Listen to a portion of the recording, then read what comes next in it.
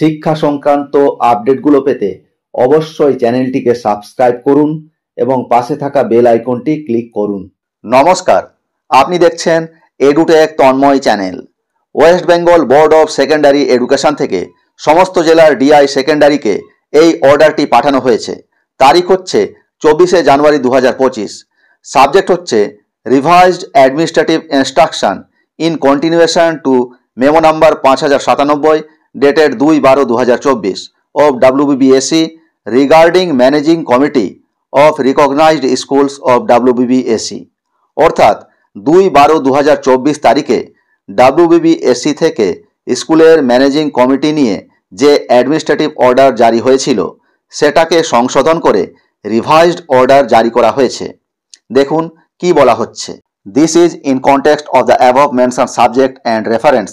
I am directed to inform you all to please ignore the point number 2 as given in the memo 5097 dated 2/12/2024 of WBBSE relating to managing committee of government sponsored schools and not proceed therewith for the time being।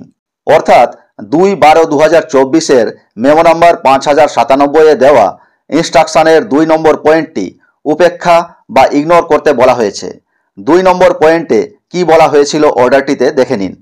যে সমস্ত government sponsored স্কুলে 2022 সালের আগে managing committee মনোনীত হয়েছিল এবং এক্সটেনশনের মাধ্যমে এখনও কাজ চালিয়ে যাচ্ছে, সেই সমস্ত স্কুলে দেরি না করে ম্যানেজিং কমিটি বাতিল করে অ্যাডমিনিস্ট্রেটর বসাতে হবে।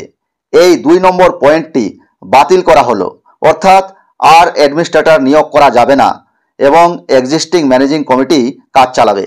Further, you are requested to please submit to WBBSE the report given in point 5 in the same memo noted above if not already submitted at the earliest। অর্থাৎ আরও আপনাকে বলা হচ্ছে আগের অর্ডারের 5 নম্বর পয়েন্টে স্কুলগুলোর ম্যানেজিং কমিটি সংক্রান্ত তথ্য মধ্যশিক্ষা পর্ষদে সাবমিট করুন যদি না আগে এটি করে থাকেন। তাহলে এই নতুন অর্ডারের মাধ্যমে ক্লিয়ার হলো যে এক্সিস্টিং ম্যানেজিং কমিটি কাজ চালাবে বর্তমানে এবং কোনো অ্যাডমিনিস্ট্রেটর বসানোর দরকার নেই।